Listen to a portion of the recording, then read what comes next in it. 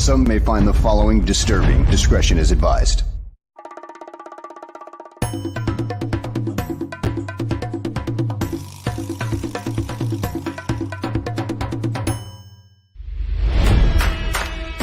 Never before in the history of sports podcasts have two men brought you opinion and analysis like these two.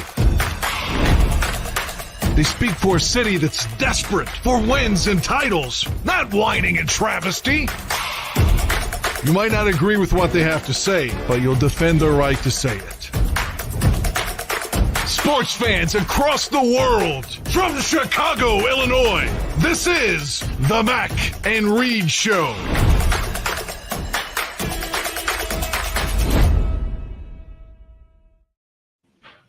Live from my basement and Ross's townhome, it's the Mac and Reed Show right here on the Barroom Network. Hello, everybody. Good Wednesday evening to you. If you're watching live on YouTube, of course, and follow the Barroom Network at Barroom Network on Twitter. Follow me at The Real Evan Mac. Follow Ross at Ross Reed. If you've missed any of our previous shows, they're on YouTube.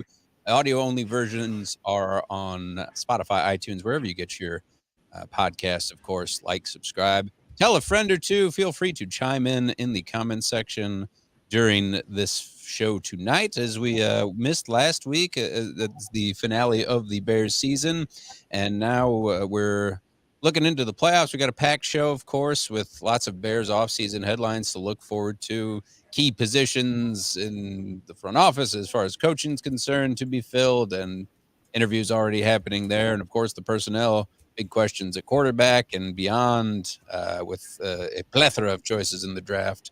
And we'll look ahead to the 2024 season. And, of course, we'll talk about the playoffs that have been real fun to watch so far. We'll recap last week, look ahead to this week. Surprises along the way, of course. And good evening to you, Ross. How's it going? Good evening to you. Hopefully everybody's staying healthy in this new year, staying warm, obviously, as the whole country feels like it's under a cold spell right now. Yeah, it was no joke this past weekend, of course, in the Midwest with negative temperatures. Still, finally, we're getting that warm up. Like, all right, 0 degrees doesn't feel too bad. Got the sun. Yeah. But yeah, it's affecting everywhere. Luckily, like I'm going to Austin next weekend, so luckily didn't get this shit. Didn't go this weekend. Otherwise, it would be like 30 degrees. I'm like, why the hell am I here?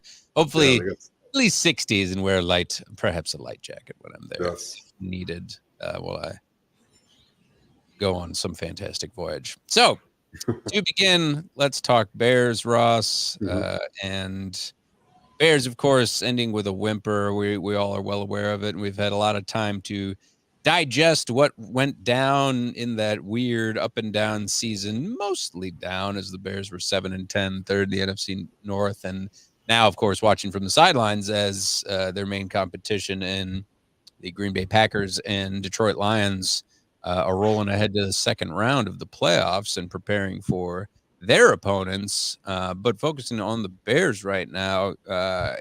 Obviously, you know, we had heard rumors of the commitment just starting in coaching to Matt Eberflus and how it was still his team. Front office had really thought that was the best way to go. You know, whether you agree with that or disagree with that, it remains to be seen. It does, you know, beg the question: what are you going to do at offense? Because you followed that up by firing pretty much everybody offensively. Luke Getsy, most importantly, perhaps, and then quarterbacks coaches, wide receivers coaches, basically most of the positional coaches that were in charge of trying to get this offense on par with that of, you know, Green Bay or Lions or the rest of the NFC contenders out there. So now, you know, I guess to lead off the conversation, Ross, I'm curious, you know, regardless of whether you stick with the Justin Fields or you get a Caleb Williams in here, or you go outside of those two options, although it seems that it would be 50-50 between the two right now.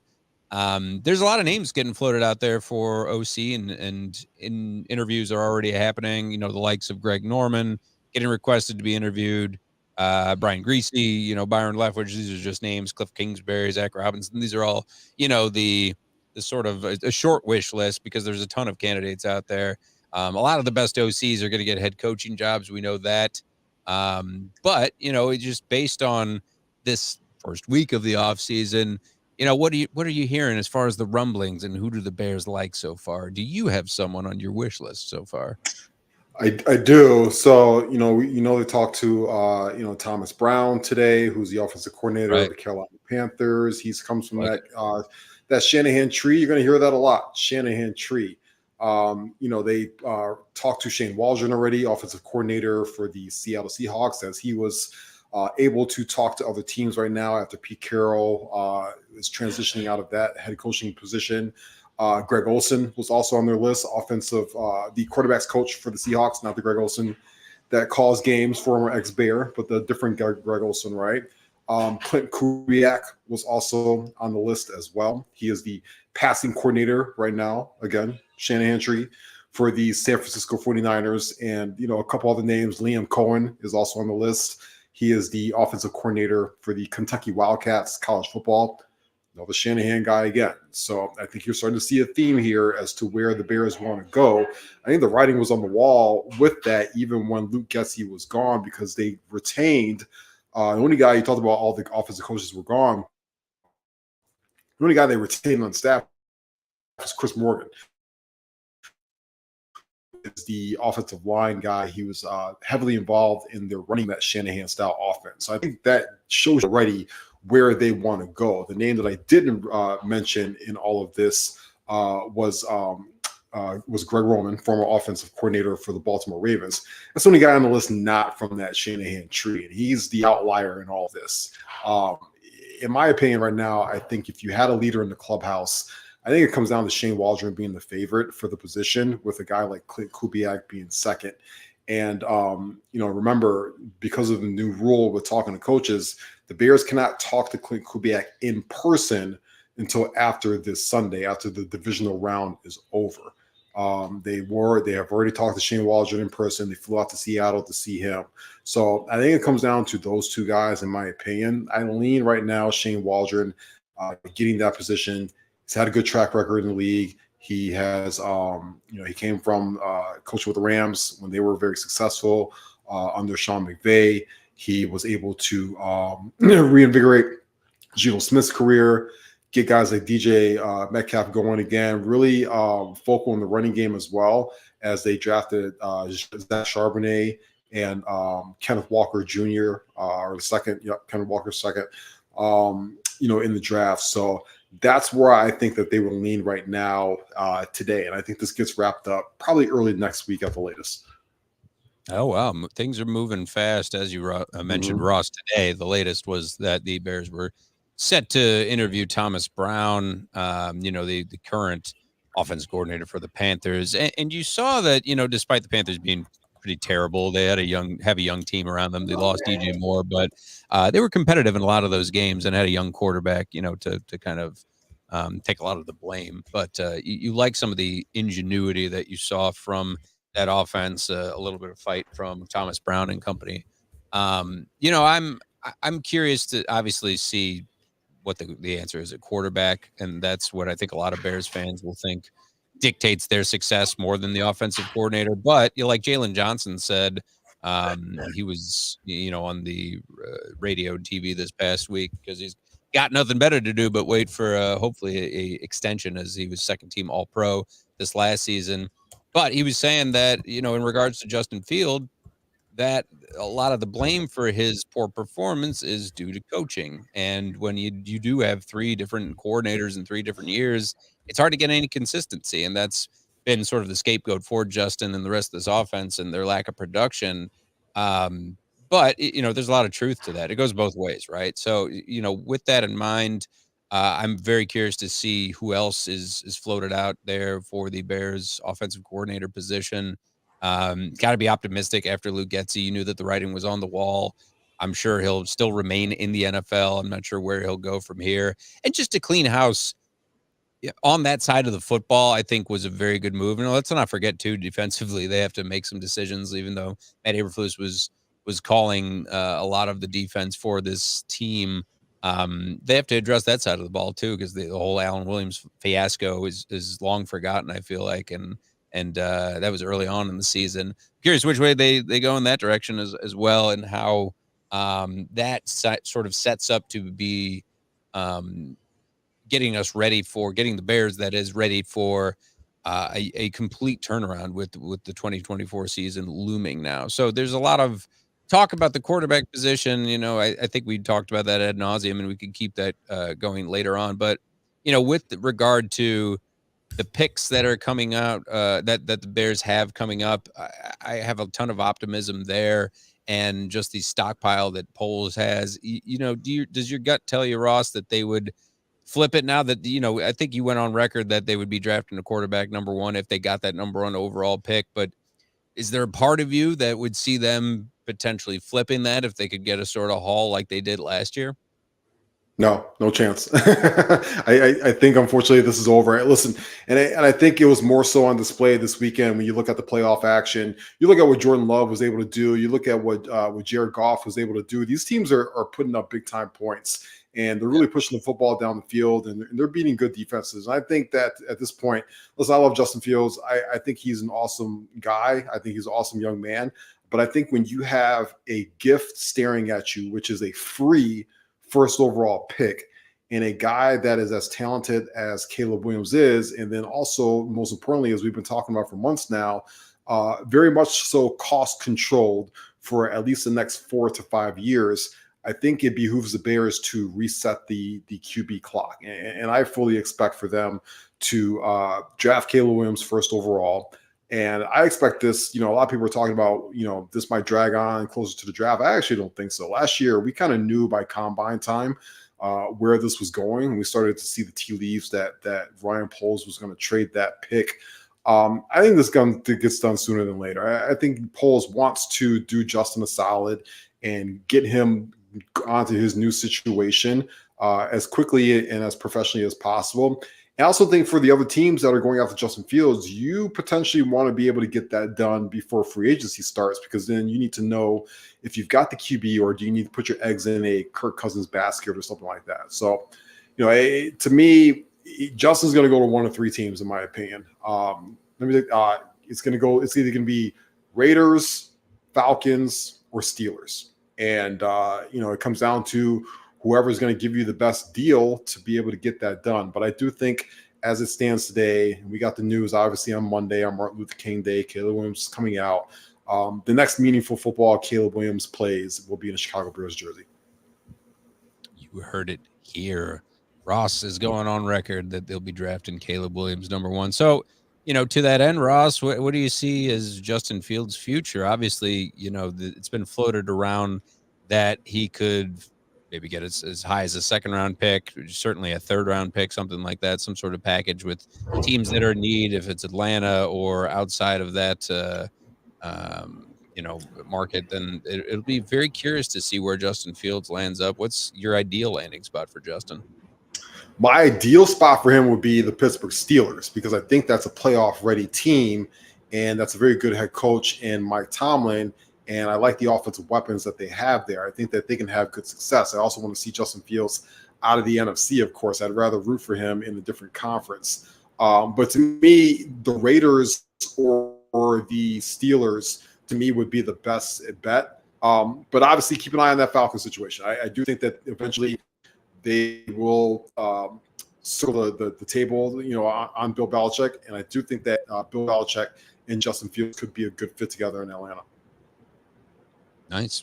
And you got to root for Justin Fields. He is a good guy. He had a ton of, jaw-dropping plays for the Bears, and you want him to develop and perhaps he gave 3 important years of his career to the Bears, and this is as much about money as it is about performance, I think, when you look at the whole scope of it. But you do hope that he is able to get a starting job, because just you see what a football guy he is, just the athleticism that is there, able to certainly run the ball well, and hopefully just not be a gadget guy if he remains with the Bears, which seems like, obviously, as Ross said, is an off chance at this point when the Bears can have their pick at number one overall, which would certainly be Caleb Williams. I don't think Drake May has a chance in hell of jumping him. But wish Justin well, and it'll be very curious to see where he ends up. I wouldn't think it would be the NFC North, but it could be very close by. And the guys, it's just it's it's bittersweet because you obviously traded up for this guy and you tried to give him every opportunity in the world, but you also shortchanged him a lot of the time too, which seemed very typical of the Bears. But he also, in those big moments, just look at the Green Bay game, for example. That was it. When you can fast forward past a couple weeks, when you're really auditioning for your job, you feel like, and ending really with a whimper, that Atlanta game and the Cardinals game against two bad teams, you sort of take that out of it. You've just had too many losses that came down, and they'd fall as much on Eberflus and Getsy as much as they do Justin Fields. But really in that bad loss to Green Bay, you kind of saw just you need a shake up in the offense. So as much as I have fought the idea of just getting rid of Justin Fields and resetting essentially and considering a shakeup at quarterback, it seems like the best thing to do, and marrying an offensive coordinator and a quarterback from the start to start building something and really, again, competing with those guys in your division and in the conference and in the league overall. Completely agree. And, I kind of push back at the notion that some people say that you need to, let guys time to develop or things of that nature. If you catch fire, listen, Caleb Williams is an extremely talented player, like extremely talented. One of the more talented quarterbacks. And allow, if you are able to hire the right offensive coordinator, we literally just saw this past weekend what the Houston Texans were able to do with CJ Stroud. You know what I'm saying? So it's not like you can't go to the playoffs, right away, with a guy like Caleb Williams and a brand new coordinator. So I do push back on that a little bit. Yeah, for sure. Mark had a question about Flus and Poles. And do you think that next year is do or die for, of course, the reigning head coach, Matt Eberflus, and Ryan Poles, the general manager? I do think the seat gets, obviously warmer next year, but I'm actually going to go the opposite. Matt Eberflus, from what we've heard for the most part, we saw from Brad Biggs, he's on a 4-year deal with the Bears. That doesn't really quite line up with, bringing in a guy like Caleb Williams. I actually think Matt Eberflus is going to get a 2-year extension going into this offseason and allow him to kind of come back for, for at least 2 more seasons. Interesting. Yeah, and as far as the rest of the personnel is concerned, I think it's paramount that the Bears, if they're pretty set on their right side of the offensive line, we saw a great improvement. It's a great hit with Darnell Wright, talking about Ryan Poles, and he hit with Tyreek Stevenson. Talk about the guys who he got from trading the pick from last year for DJ Moore and for this slew of guys who really made their impact felt. Tevin Jenkins, when healthy, was really great. Now you just sort of figure out from the center to the left side. It's pretty clear that they need a bookend at left tackle too. So once you have Darnell Wright and the other guy figured out, then it's kind of it really takes a lot of pressure off the rest of that offensive line, in my opinion. Obviously, center's paramount. We see, a guy like Jason Kelce, who's just announced his retirement, how important it is to have a great center as well, sort of captaining that offense if need be. But quarterback is super important. It's paramount in the league, but we've seen a lot of teams overcome it based on just that the obviously offensive skill position players that you need. So you would float this name. Obviously, if you're getting a quarterback, you're not going for, Marvin Harrison Jr., but it's a deep enough draft and the Bears still pick in the top 10 where, what would you do with that second pick that the Bears do have in the first round, Ross? Would you go offense, or are you looking at edge rusher? Is it pretty, does it really depend on who's available on the big board? Yeah, I mean, that's a big part of it. In my opinion, you're going to say goodbye to Darnell Mooney. So you're going to need more offensive weapons in here. I would definitely bring in Rome and Duze if he's on the board, wide receiver from Washington. If he's not there, you've got to take a hard look at Brock Bowers. I know you already have a tight end already in Cole Kmet, but Brock Bowers is not your traditional tight end. He acts more like a wide receiver out there. He's very much a Travis Kelce type of player in the U position role, and both those guys can coexist on the field at the same time. Yeah, I like that. A lot of Bears, a lot of Bears talk, of course, and a lot of uncertainty going into 2024 season. Especially a quarterback, you hope for the best, but just looking back at this last season, there was a lot of potential that was, close games where they were lost just because of, again, whether it be Eberflus or whether it be Justin Fields. It was just these bad team losses. The defense was sometimes a turnstile. I think it's really, really important defensively, where a lot of Chicago fans hang their hat on. They just love a smash mouth defense to certainly lock down Jalen Johnson. And you have Montez Sweat going forward. Those are two important positions when you have, a sort of lockdown corner and all-pro corner and Jalen Johnson where they should pay him. Obviously, if you're not even thinking about extending to Justin Fields and you have this cap space now to shore up this defense and make sure it has a good, 3 to 5 years playing at their prime, if you will, but building up the pass rush as well, because I feel like the Bears just could not get any pressure. It's been so long that we've seen pressure on the quarterback, and to stop the likes of Jared Goff and to stop the likes of Jordan Love just in the division alone, you're going to have to turn it around. Montez Sweat can only do so much, but it also obviously goes to the defensive play calling. But definitely optimistic, but hopefully with those other picks as well, you're looking at some premier edge rushers in the building. We saw hitting as well in the interior of the defensive line. We'll see what Ryan Poles has up his sleeve to build the rest of that defense out. Yeah, and I think that's where you're going to see Ryan Poles spend money in the offseason, is just stockpiling that defense a little bit more. There are some awesome edge rushers out there available that are going to be on the market this year. He's not an edge guy, but Chris Jones, obviously from the Kansas City Chiefs, is going to be a free agent in the offseason. You're going to be able to see Josh Allen from Jacksonville Jaguars. They might tag him, but he's scheduled to be a free agent right now. We know about Brian Burns from the Carolina Panthers. He's going to be out there as well. Even guys like Justin, Mamaduke is going to be out there, and Christian Wilkins. There are a lot of defensive linemen that are going to be on the board. If you lock up Jalen Johnson, you bring in one of these guys, these free agent guys, you pair them opposite Montez Sweat. To me, your defense is already pretty solid. Then you start to look at some depth spots. I think right now, Eddie Jackson, unfortunately, is probably going to get cut in the offseason. He's going to be one of those casualty guys. He's just not playing up to the value of his contract anymore. And his position is pretty replaceable. But otherwise, your defense is pretty set. Your secondary is solid. You've got good corners, and I expect them to spend a lot of heavy focus on the draft. If you hire a guy like Shane Waldron, a lot of people forget too, like I talked about at the beginning, this guy's very heavy in the run game as well. He wants to run the football, consistently too. So it's not all about just throwing the football down the field. Seahawks had a very good running game. We know about what the Rams did. Even in the Super Bowl when they won, they had a very good run game to go against with Matthew Stafford. Deontay Foreman's not coming back. You have Roschon Johnson. It's okay. Khalil Herbert, he's okay. But I think the Bears will also don't be afraid if they go back into the running back pool in the draft as well in the mid-rounds.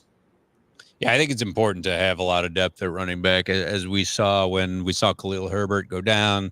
Deontay Foreman stepped in. Roschon Johnson stepped in. It was really a turnstile. It's so tough to hit on running back, even when you get premier guys in the league like a Bijan Robinson. Maybe ownership doesn't use them correctly, but there's no shortage of needs. I'd say it's good to see that it's tough that most of this team is so committed to Justin Fields, but more so they're committed to really turning around this franchise and getting some wins. I think DJ Moore and Jalen Johnson are sort of those defunct leaders of the team.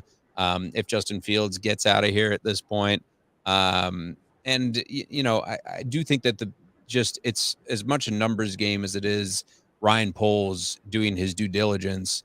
There's a lot of luck to it, certainly. Whether you hit on Caleb Williams, there's certainly that off chance that he could, knock on wood, his career could be mired in injury. Who the hell knows, man? There could be certain circumstances where he's just not developed as well in the pros as he was in college. It takes all 53 guys on that roster, all the 22 starters to really turn this franchise around. And I think it's so early to project what this Bears team is going to look like. But I think, if they have those right pieces in place, they can certainly be a little better than they were this past year. But speaking of the competition in the NFC North, we saw, how good that speaking of how bad we have it at quarterback as a Bears fan, just what Green Bay is able to do with quarterbacks is pretty unbelievable. And how Jordan Love came out swinging, the whole storyline of this Green Bay team being, the youngest team in the playoffs. It's like an average age of 24 or 25, something like that. For them to go into Dallas and hang 48 on them was really impressive. And, Aaron Jones is one of the best running backs. Talk about great, consistent mostly injury-free running backs. Like Aaron Jones was a machine getting the hat trick. Romeo Doubs was great in that game, had a great connection with Jordan Love as he went for over 300 yards. It certainly added to the pain of Bears fans. It was a great story for Detroit to outlast the Rams, as Matt Stafford still put on a pretty good show with Puka Nacua almost getting 200 yards. But the real story was Detroit, getting their first playoff win in 30 plus years. It really makes you envious. And I think that, looking at their performances, who's to say that they can't make a lot of noise? It's a tough matchup for both of them moving on to the divisional round.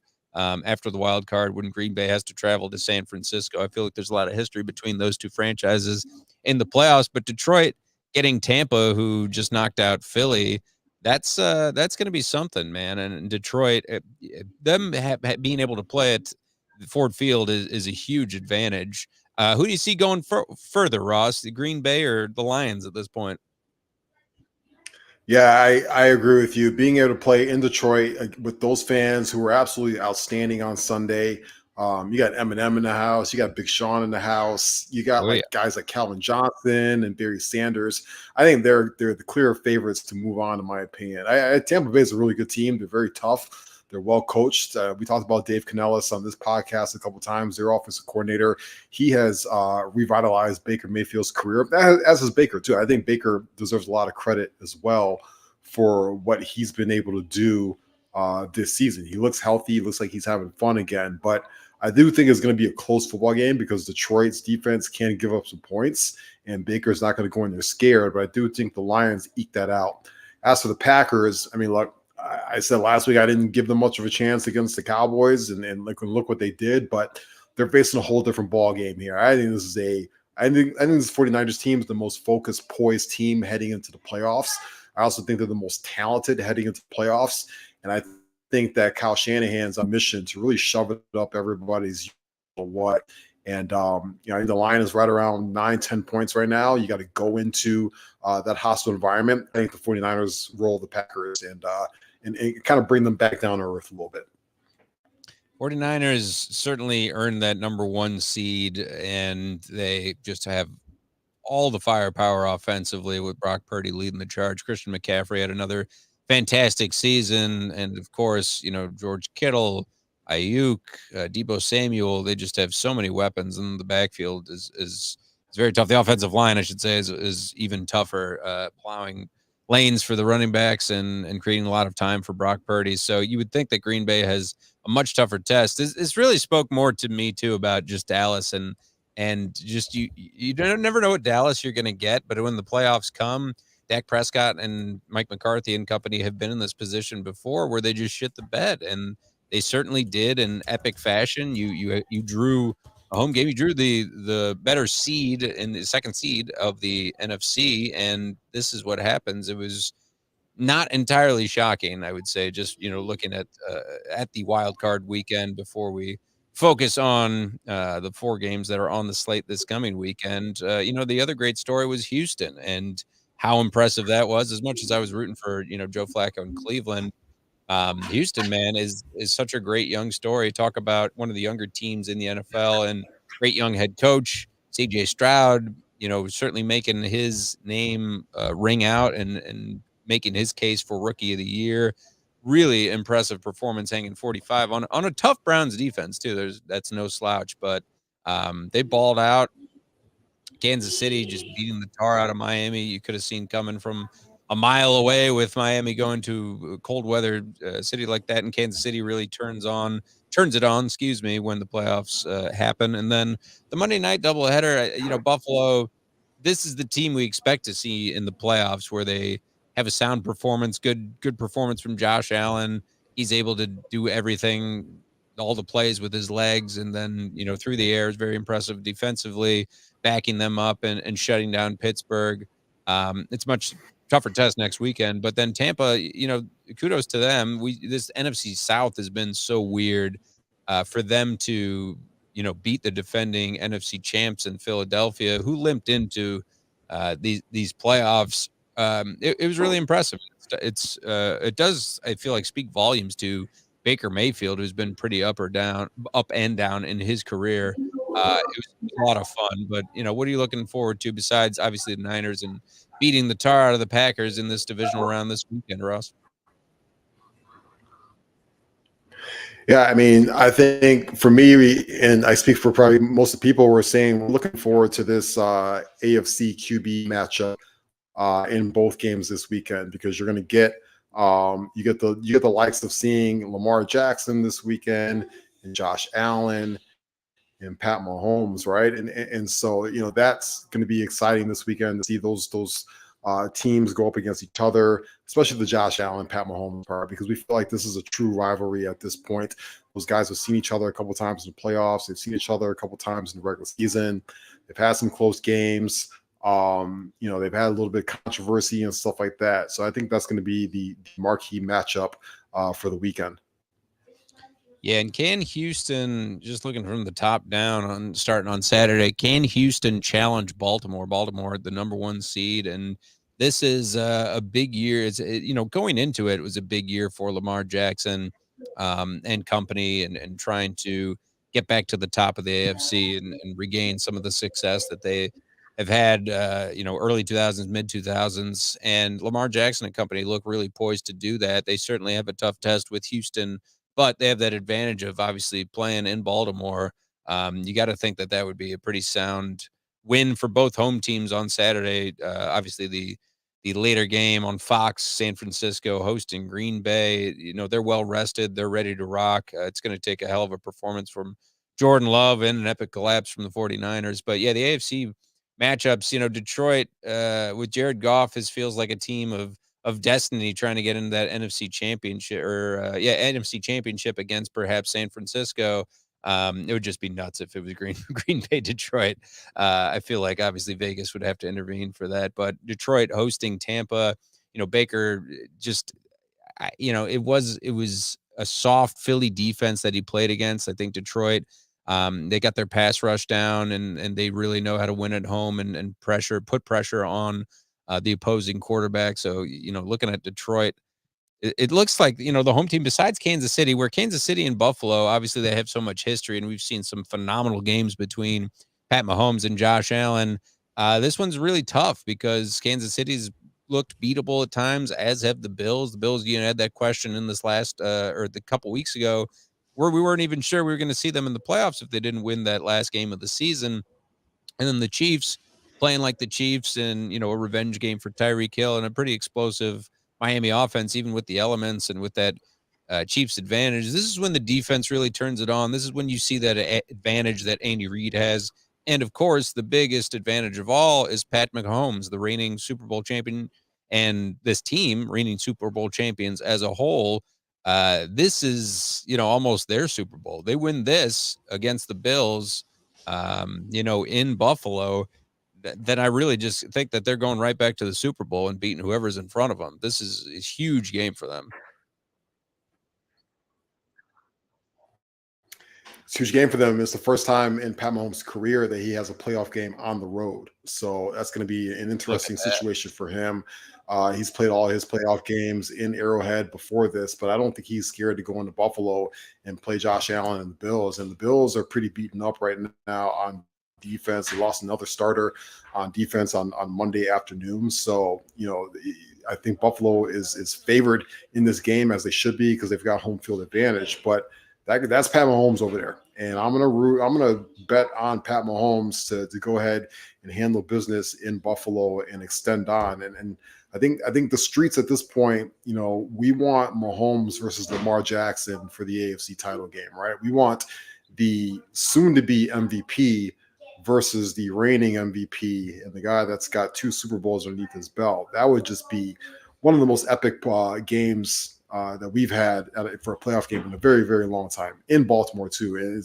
Baltimore deserves to have that AFC Championship game. They've been playing awesome. It's a great model franchise, great fans there as well. Yeah, no question. So you're picking Kansas City, Baltimore, and San Francisco, Detroit. I take it.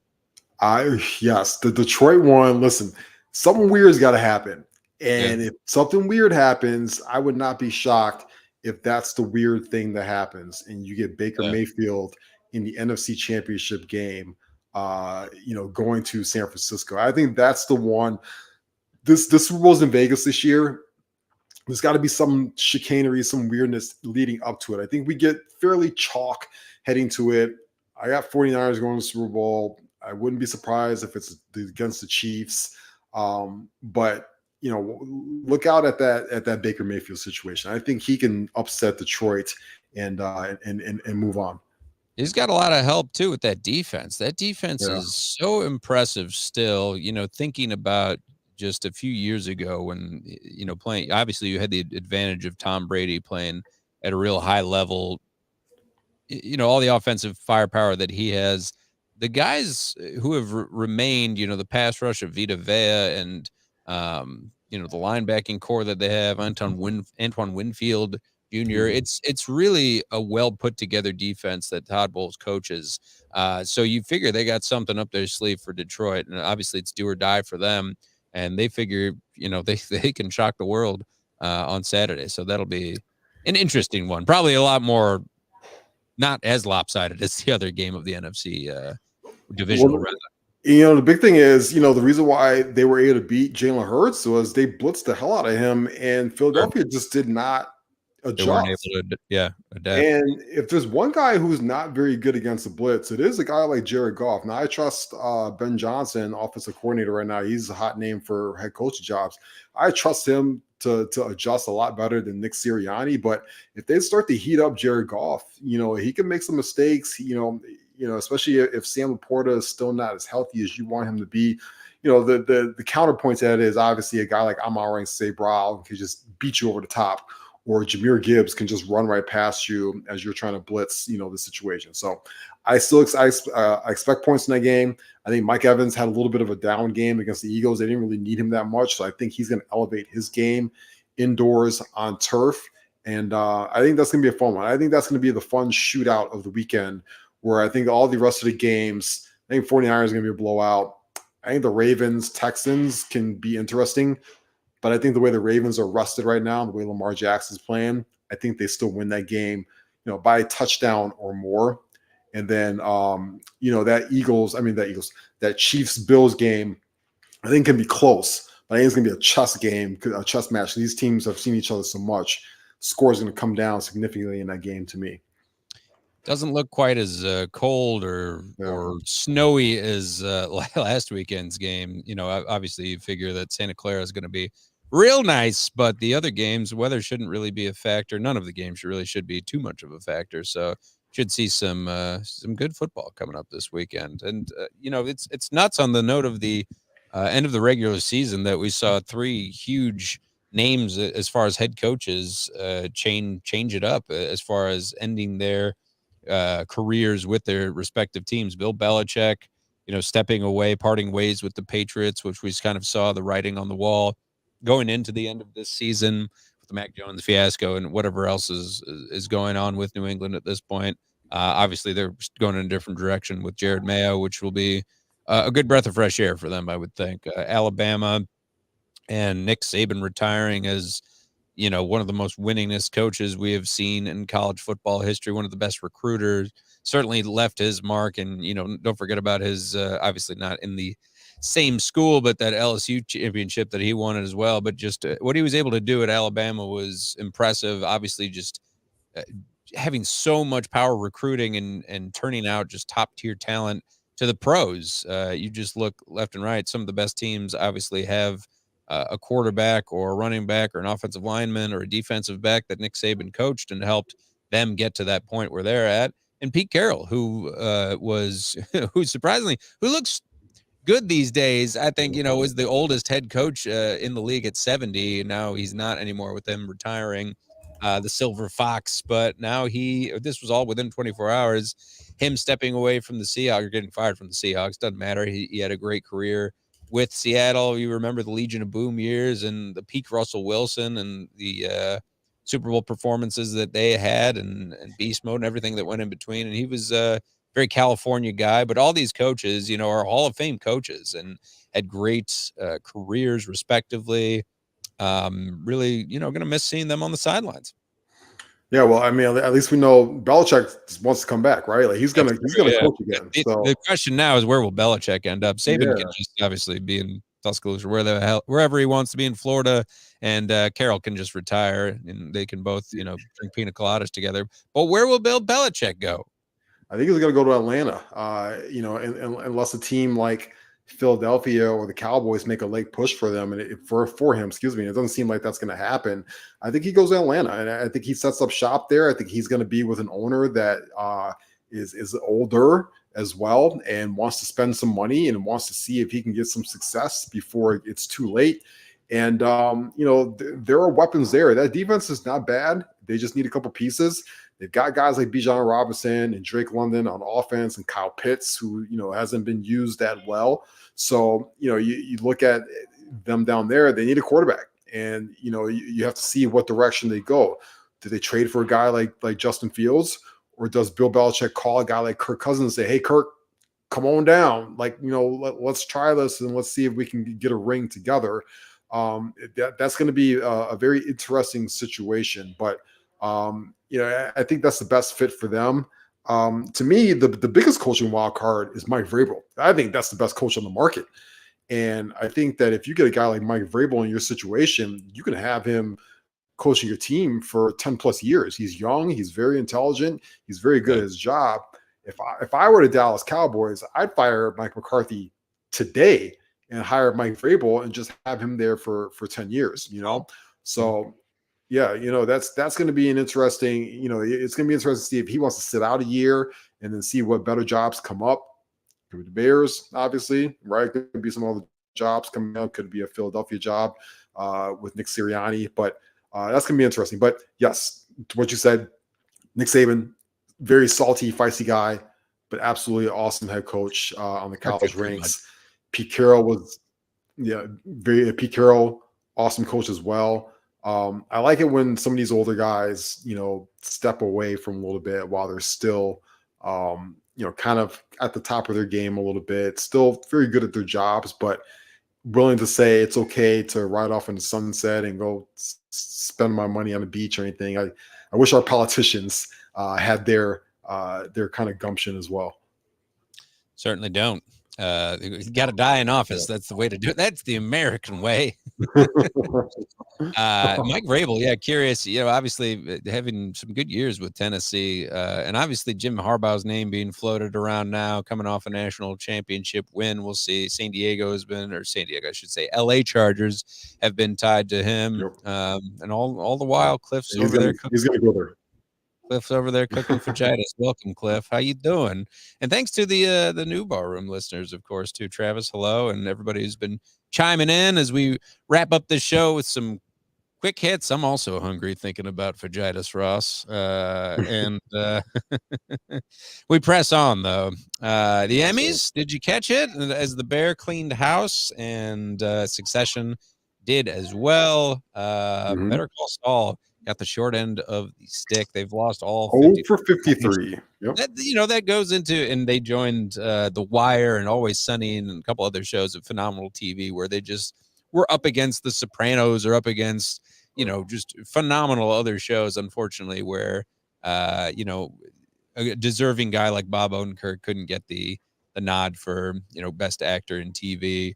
Succession again swept it with Kieran Culkin and the like, and good for the Bear. Obviously, Beef. what's his name? Jeremy Allen wife. Yeah, Yes. Beef. Yeah, Beef did very well, which I watched and I enjoyed. Yes. 824 in this, but what else did you like from the Emmys? And have you seen everything that won? I mean, I guess we have at this point. Yeah, I basically saw everything that won. Shout out to the cast of Succession. Obviously, I think that was the show of the year last year as they wrapped up. Talk about going out on a high note, right? And leaving while you're on top. The whole cast, except for Kendall, obviously was big winners. And shout out to the Bear. Very Chicago centric show. We love that show. I thought that was the best second season of any TV show I think I've ever seen on air. That's how phenomenal it was. And shout out to Jeffrey Dahmer's neighbor for also winning an Emmy as well. Niecy Nash as well. But in all seriously, to see the speeches from Niecy Nash and Quinta Brunson, who won for Abbott Elementary, those are really cool to see as well. So we now have the Golden Globes underneath our belt, and we have the Emmys underneath our belt. We got the last two big boys left: the Oscars and the Grammys, of course. So if you haven't seen all of your Oscar contenders, Killers of the Flower Moon, streaming now, The Holdovers, movies like that, definitely hop on it. I think this was a great TV year, but it was also a great movie year as well. So I'm very interested to see what those nominations are as they announce those pretty soon. And speaking of TV, I don't know if you started it yet, but new season of True Detective started on Sunday. Oh yeah, and that first episode where I was Sunday. Come on, that first it was episode. negative. It was negative 20 degrees. Sat down with the wife, popped an edible. I was loving it. You kidding me? What a fantastic first episode. I'm glad that they were able to keep that train moving, even though Nick Palazzo, the creator of the show, has basically stepped back into a more executive producer role. But that first episode is awesome. There's only going to be 6 episodes this season, so I think this is going to be coming super quick in terms of the action and getting to the storyline, as we saw already in that first episode. Why they got to shortchange my True Detective? That's a bummer. Yeah. Muck the General really just firing off shots at The Sopranos, most overrated show in history. All right. Sure. All right, settle down. A soap opera. My goodness. Sopranos is on our family TV, I feel like, every fucking day. It's unbelievable. At least some episode where it's a weird Tony Soprano dream sequence or something like that. I've been enjoying Fargo. That's about to, I think it's the last episode of the season, Wednesday or Thursday. This week's the last Today's one. Wednesday. I'm all thrown off with the holiday. Yes. Reacher, I don't know if you're into, Ross, but I'm a fan of those books and that series. And the guy who plays Reacher is just fucking awesome. He's a good choice casting there. Excited for Shogun coming out. A lot of good TV coming out this 2024. That's for sure. Obviously, on top of True Detective, it's bananas. Yes, yeah. Shogun looks awesome. We saw the trailer for that the other night. That looks completely beautifully shot. That always takes me back to 7th and 8th grade history classes with seeing the original Shogun, of course. Shout out Demond Dice. Yeah. Yes. Just shut up, Big Pussy. Big Pussy knew what was coming to him. Come on. We could do a whole nother show on Sopranos one day. Yes, which is 25th anniversary. I'm actually thinking about. I know it. I think about seriously considering doing a rewatch of the show this year. It's been a long time since I've seen it. It is my number 2 favorite show of all time. So I'm thinking about doing a rewatch of it. I rewatched it a couple of years ago, and to be fair, I had made it through all the seasons and really been into it. It was like the days before you had streamers and you had to go find some site that was just bootlegged, and I watched it on my laptop, which is not the way you should watch The Sopranos. Is my public service announcement out there, but I digress, of course. So that's what we're watching. How do you pronounce the high school sports star's name? I've heard it's Noah Kanega, and he has cleared the air on his name pronunciation. Kanega, please. I was gonna say that's my Kanega. Hey, listen, have you seen him play basketball? That Kanega can ball too. So the Kanega family. I hope some people just do. Well, Cliff, you came at the right time. That's how it goes. Do we miss anything, Ross? Anything else you're hot on? I don't think we missed anything. Good start to New Year. Good to see everybody in 2024. And yeah, absolutely. No question. That's it for us. Thanks to everybody. We're wrapping up a little bit early. I gotta put the kids down. Yes. But we will be recapping the divisional round, of course, next weekend, this Wednesday, coming up a week from today. That's a lot to look forward to as we figure out who's going to be vying for a Super Bowl. Thanks to everybody for watching on YouTube and chiming in. Remember, follow us on Twitter. Follow me at The Real Evan Mac. Follow Ross at Ross Reed. Follow the Barroom Network at Barroom Network, of course. And remember, if you've missed any of our previous shows, like, subscribe, tell a friend or two. We're on Spotify, Apple Podcasts, wherever you get your audio. Check us out on YouTube, of course. But, of course, most importantly, be good to each other out there. We say so long, everybody. Peace.